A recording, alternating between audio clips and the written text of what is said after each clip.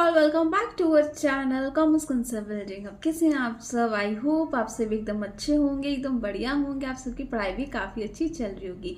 तो जैसे कि आप सब जानते हैं, कल को मैंने आपको पढ़ाया था internal factors for the reason. मतलब हमने ये पढ़ा था कि कौन कौन से इंटरनल फैक्टर्स हैं जिसकी वजह से आज के टाइम पे जो सेल्स प्रमोशन है वो बहुत ज़्यादा ग्रो कर रहा है। ठीक है, तो आज हम आज हम देखेंगे एक्सटर्नल फैक्टर्स कौन कौन से हैं कि जिसकी वजह से आपका जो सेल्स प्रमोशन है वो ग्रो कर रहा है। मतलब रैपिड ग्रोथ आ रही है सेल्स प्रमोशन में बिकॉज ऑफ एक्सटर्नल फैक्टर्स।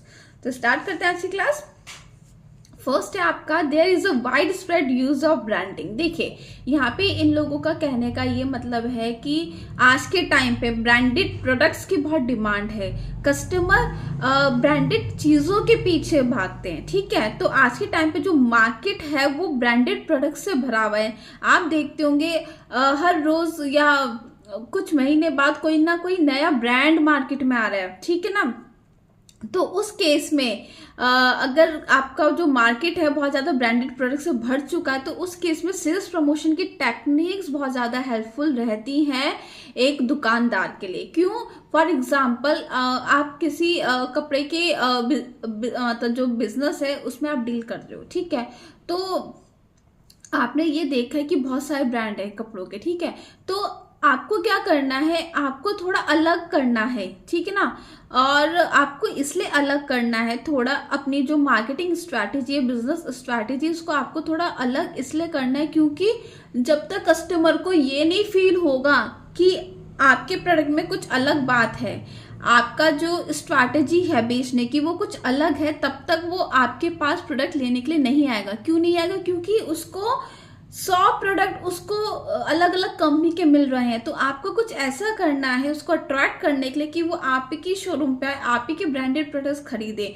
तो उसमें से एक आप यूज कर सकते हैं सेल्स प्रमोशन टेक्निक्स। आप स्कीम्स लगा सकते हैं, आप कूपन्स निकाल सकते हैं, आप गिव अवे कर सकते हैं, आप सेल्स कॉन्टेस्ट कर सकते हैं। बहुत सारी चीजें आप कर सकते हैं क्योंकि आप ये चाहते हो कस्टमर औरों के प्रोडक्ट छोड़ के सिर्फ मेरे प्रोडक्ट को परचेज करें। ठीक है, there is a widespread use of branding. Promotional activities are essential as they are more practical than advertising. यहाँ पे ये लोग ये कहना चाह रहे हैं कि एडवर्टाइजिंग से ज़्यादा इफेक्टिव और ज़्यादा प्रैक्टिकल आपकी सेल्स प्रमोशन की टेक्निक्स हैं क्योंकि वो आपको रिजल्ट ला के देती हैं। ठीक है, second is competitors have become promotional minded.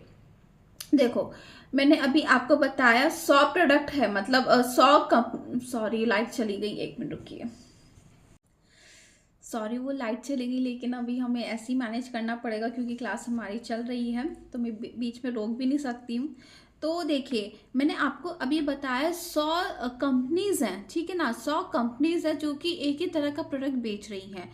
तो अगर जो कॉम्पिटिटर्स हैं, क्योंकि जब आपके साथ में 100 अलग कंपनीज बैठी हुई हैं और वो प्रोडक्ट बेच रही हैं, आप भी वही प्रोडक्ट बेच रहे हो, तो कॉम्पिटिटर्स हुए या नहीं हुए? आप लोग कॉम्पिटिटर्स हो। तो अब आपको ये सोचना है कि कस्टमर हमारा प्रोडक्ट परचेज कैसे करेगा। आपको ये डर लगा रहता है कि आज जो कस्टमर है वो उसकी शॉप पे ना चला जाए। ठीक है ना, कल को वो उसकी शॉप पे ना चला जाए।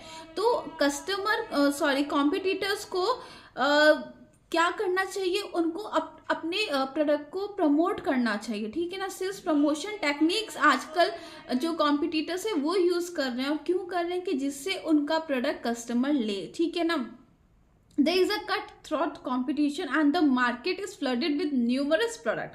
वही मैंने आपको बताया, कंपटीशन बहुत ज़्यादा है। क्यों है? क्योंकि जो प्रोडक्ट आप बेच रहे हो वही प्रोडक्ट 100 जने बेच रहे हैं, बस कंपनी का नाम चेंज है। तो बहुत ज़्यादा कंपटीशन है।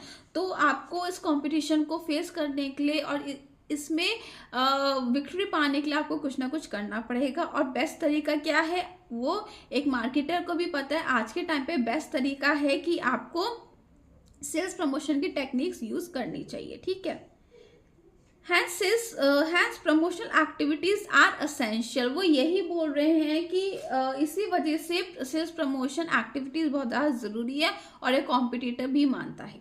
Third and the last is during the period of inflation and recession inflation एक ऐसा टाइम पीरियड होता है जहाँ पे महंगाई होती है, और महंगाई है जिसकी वजह से रिसेशन पीरियड आता है। कहने का मतलब है, हम बोलते हैं ना कि बाजार में मंदी आ गई है, तो मंदी इसी वजह से आती है क्योंकि महंगाई इतनी हो जाती है कि कोई भी प्रोडक्ट, कोई भी कस्टमर कोई भी चीज़ खरीदने को तैयार नहीं होता है।